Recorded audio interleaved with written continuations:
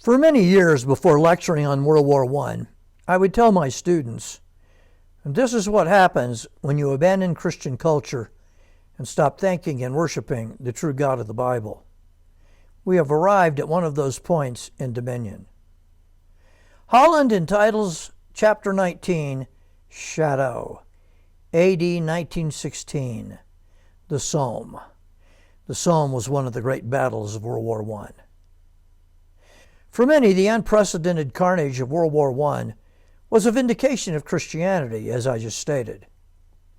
But for many others, it was a vindication of Friedrich Nietzsche. Nietzsche understood where civilization was headed. Quote, God is dead. We have killed him.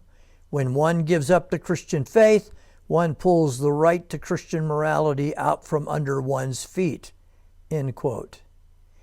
Nietzsche attacked the Enlightenment values that he saw clearly were derived from Christianity. He held Enlightenment philosophers in contempt for their unwillingness to follow where their hostility to Christianity logically led.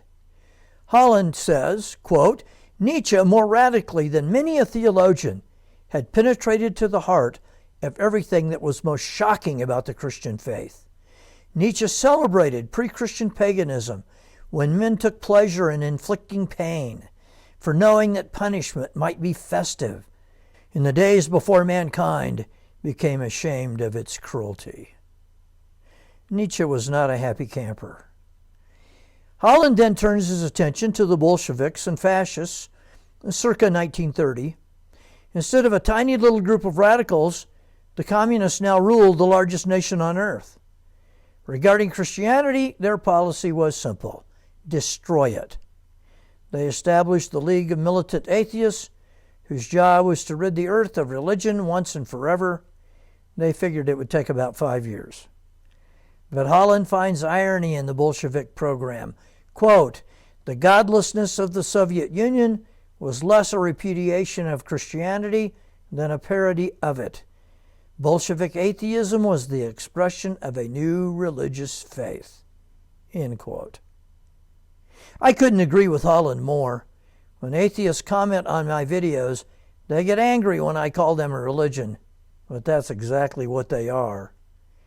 The same was true in Italy and Germany, where fascism was the new religion.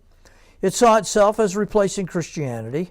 Quote, fascism worked to combine the glamour and the violence of antiquity with that of the modern world. There was no place in this vision of the future for the mewling feebleness of Christianity. End quote. Hitler's policies, although rooted in a sense of race, were rooted as well in the clinical formulations of evolutionary theory. The measures that would restore purity to the German people were prescribed equally by ancient chronicles and Darwinist textbooks. By 1937, Hitler had determined, like Lenin, to rid the world of Christianity. He was angered by the church's opposition to the liquidation of the retarded and cripples. The German people needed to come to accept the extermination of the weak. The last third of this chapter takes a most interesting turn. It focuses on the life and writing of JRR Tolkien. Quote, every story, Tolkien believed, was ultimately about the fall. No less than Augustine had done, he interpreted all of history as the record of human iniquity. He aimed to write a fantasy that would also, in a sense acceptable to God, be true. Tolkien was a relative rarity in the 1930s, an intellectual with great affection for the Jews.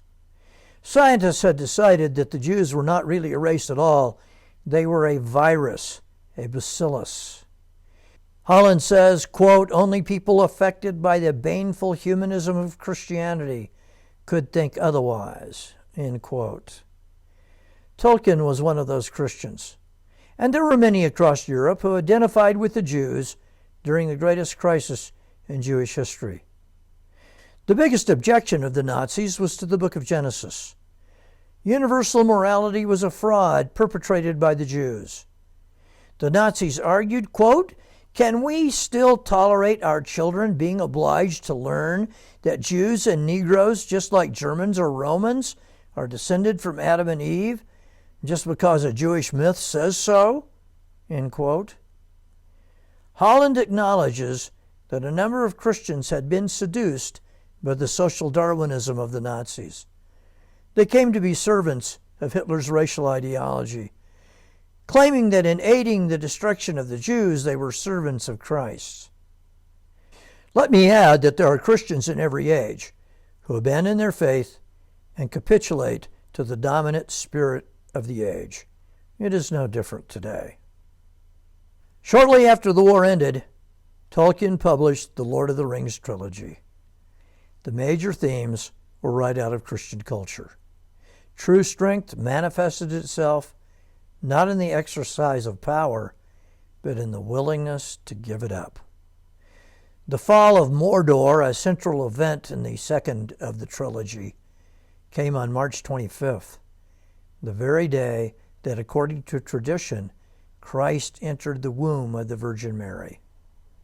The book was not well received. Quote, most reviews, when not bewildered, were contemptuous. The book's roots in the distant past, its insistence that good and evil actually existed, its relish for the supernatural, all were likely to strike sophisticated intellectuals as infantile. End quote. Tolkien's purpose had been to communicate the beauties of the Christian faith, its truth. It would end up as the most widely read book of the 20th century, and Tolkien had invented an entirely new genre of literature. In our next video, we complete this magisterial survey of Western culture, also known as the dominion of Jesus Christ.